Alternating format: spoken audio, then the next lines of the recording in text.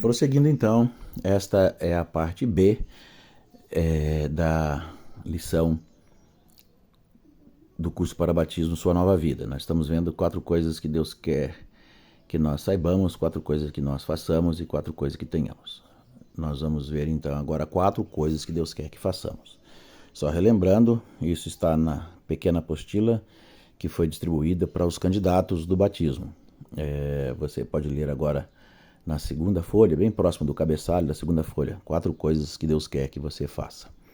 Vamos lá, 4 coisas que Deus quer. A primeira coisa que Deus quer que nós façamos é que estudemos a Bíblia. Então tá aí, o item 1, estudar a Bíblia. A Bíblia é o alimento espiritual para o crescimento sadio de todo cristão. A Bíblia é o leite espiritual. E para haver crescimento espiritual, tem que haver leitura da palavra de Deus. Como é que alguém começa a estudar a Bíblia? Se você tem essa dúvida, aí vão algumas dicas. Primeiro, leia 1 de João. Esta epístola, esta carta, nos dá certeza de salvação. O que está escrito lá nos comprova a salvação. Depois leia o ponto 2, o Evangelho de João, para que você creia que Jesus é o Filho de Deus. João foi o evangelista que se encarregou de mostrar como, de fato, Jesus era o cumprimento da profecia, que ele era o verdadeiro Filho de Deus. E depois, terceiro, você pode ler as cartas paulinas menores. O que são as cartas menores? Gálatas, Efésios, Filipenses, Tessalonicenses, Timóteo, Tito e Filemão. E depois, leia o Evangelho de Marcos, que é o item 4, o item 5, Epístolas de Pedro, Tiago e Judas. E depois, o ponto 6, o item 6, Epístolas Paulinas Maiores. Agora vamos ver Coríntios e Romanos. Coríntios tem 2 cartas e o livro de Romanos. E depois 7, Evangelho de Lucas, 8, Epístola aos Hebreus, 9, Gênesis, só os 6 primeiros capítulos de Gênesis. Em 10º, livros de sabedoria, Provérbios, Jó, Salmos, 11. Agora, o que acontece? Você já leu o essencial para você conhecer sobre a criação, sobre como Jesus opera a salvação, como devemos nos manter nos primeiros anos. E agora você já sabe o essencial. Então, daqui em diante, você pode escolher os restantes do que quiser ler, ok? Mas essa indicação aqui do que ler primeiro é muito importante. Vai ajudar muito você a ter compreensões a respeito de como ler a Bíblia. Tem uma nota aí, ó. Nota, não tenha piedade da Bíblia. Busque lê-la com um lápis na mão para marcar as principais passagens. Assim fica mais fácil entender a mensagem.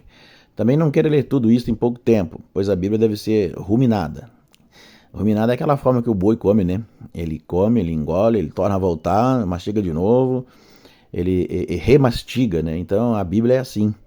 Você lê e não pense que é como ler um romance ou como ler um tema qualquer, uma tarefa qualquer na escola, né? Você tem que voltar àquilo ali, porque quanto mais você mexe com o texto, ele é espiritual, ele vai vencendo a nossa resistência mental, né? Que impede muitas vezes de termos compreensão espiritual.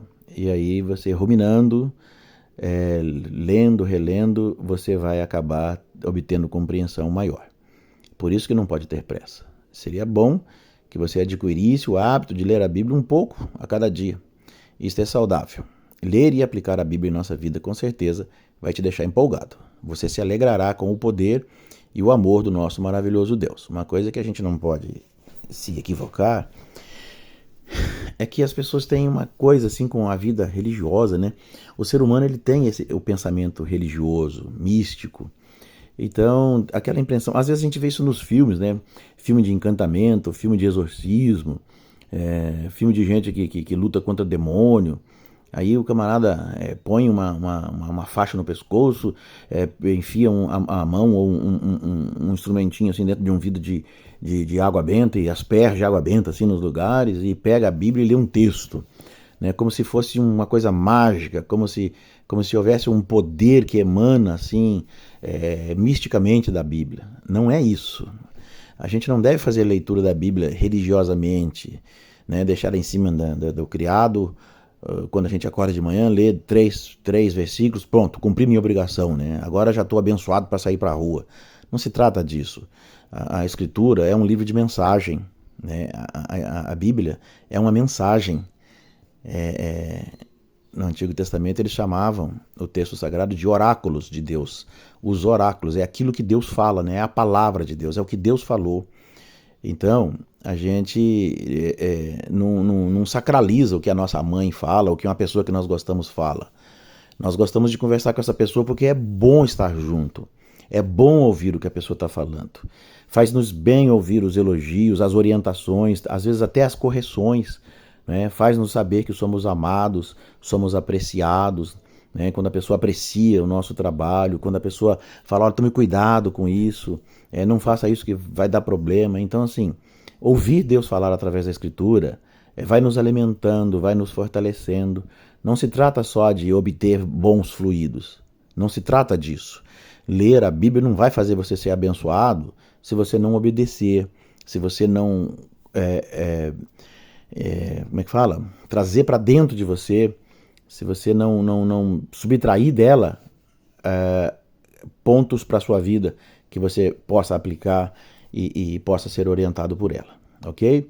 Então não é só ler, não há um poder mágico no ler a Bíblia, é preciso lê-la com o coração submisso, com desejo de aprender e obedecer.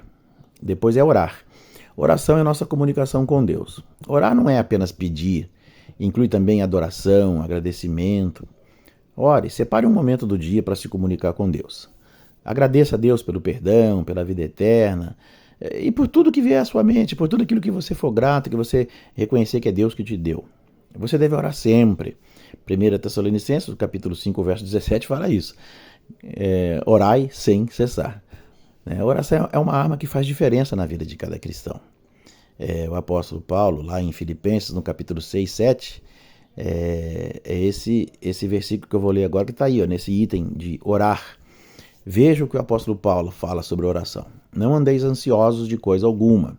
Em tudo, porém, sejam conhecidas diante de Deus as vossas petições, pela oração e pela súplica, com ações de graças. E a paz de Deus, que excede todo o entendimento, guardará o vosso coração e a vossa mente em Cristo Jesus.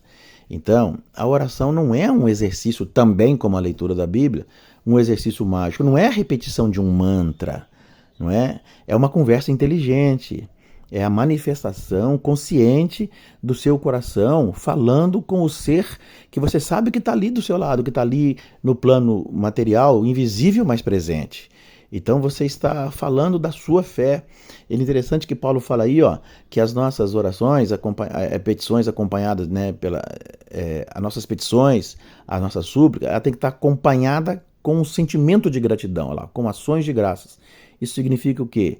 Que você está grato por Deus te ouvir, por Deus te dar o direito de ouvir você, de emprestar seus ouvidos para te ouvir, né? O Criador do universo inteiro tira tempo para ouvir você, né? Aí fala que se nós conseguirmos orar com o coração grato, agradecido, com ações de graças, a paz de Deus, que excede todo entendimento. O que é isso? Paz que excede o entendimento. É a paz que vem mesmo quando tudo parece que vai dar errado. É quando as pessoas olham e não compreendem por que você está em paz, por que você está tranquilo.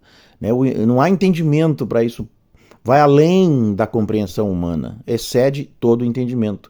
As pessoas olham e falam assim, mas por que você está assim tão tranquilo, tão em paz? É porque você tem orado, tem falado com Deus e você sabe a quem você tem falado.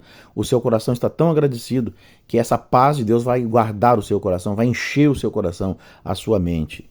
Então a oração traz isso, mas a oração correta, a oração com confiança, a oração com ação de graças. Ponto 3. Ter comunhão com os demais cristãos. Ser frequente à igreja para desenvolver a nova vida é fundamental. Como assim frequentar a igreja? Qualquer igreja? Frequentar uma boa igreja. Uma boa igreja, né? A boa igreja é aquela que segue a Bíblia, né? A igreja que coloca a palavra de Deus de lado não é digna de crédito. Existem muitos pensamentos, muitas filosofias, existem muitos sofismas, muitas imaginações da mente humana, e as pessoas hoje em dia estão criando cada coisa. Então é perigoso, você tem que olhar a igreja que você segue, você tem que saber se a Bíblia de fato é a base da pregação. Tem pregadores, pastores que fazem prédicas lindas, eles chegam lá na frente e usam palavras bonitas e enrola todo mundo, e fala de emocionalismo, alisa o ego de todo mundo, toca em pontos sensíveis da vida da pessoa, a pessoa se emociona e fala assim, que igreja maravilhosa, que sermão gostoso de ouvir. Mas o sermão que vai fazer bem para a sua alma é aquele que de fato é baseado na Escritura Sagrada. É por isso que é importante você conhecer a Bíblia, não é? O apóstolo Paulo fala lá no livro de Atos, acho que é versículo 17, se não me engano, fala dos bereanos, os crentes da cidade de Bereia, porque Paulo pregava, eles ouviam Paulo pregando e chegavam em casa e iam conferir na Escritura para ver se estava certo aquilo que Paulo estava falando.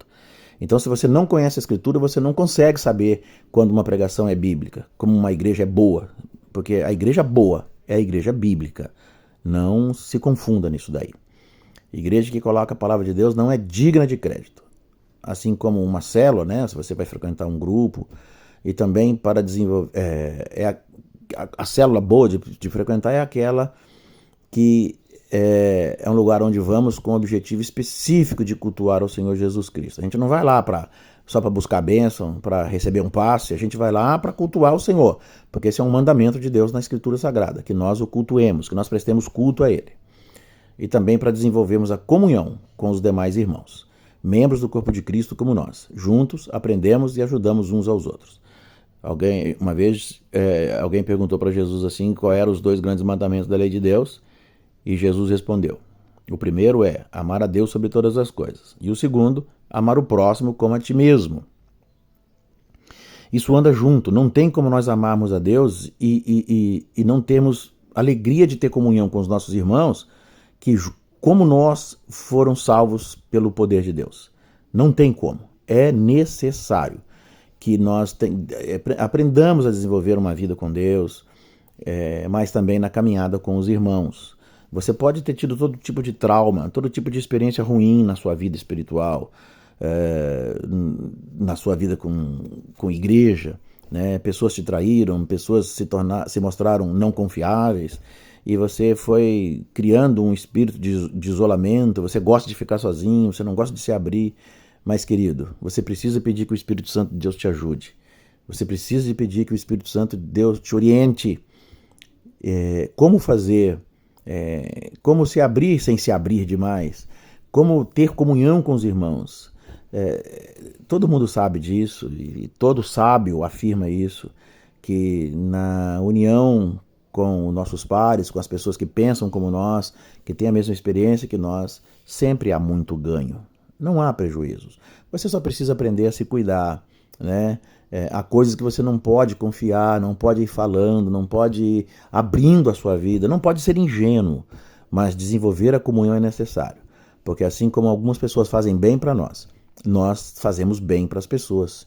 E essa é a parte que Deus quer nos usar, né? Que nós sejamos bênção na vida dos outros, com a nossa simpatia, com o nosso amor, com o nosso sorriso, com a nossa paciência, às vezes com uma orientação, né? O nosso palpite, um palpite com boa motivação, um palpite com boa intenção, né? Que vai ajudar alguém. Então Deus quer nos usar dessa forma. Então, amar a Deus é importante e ter comunhão com Deus é importante, mas também é importante ter comunhão com os demais irmãos. Não esqueçamos disso. 4, testemunhar o amor de Cristo. Ser testemunha significa contar aos demais o que Jesus fez e faz em sua vida.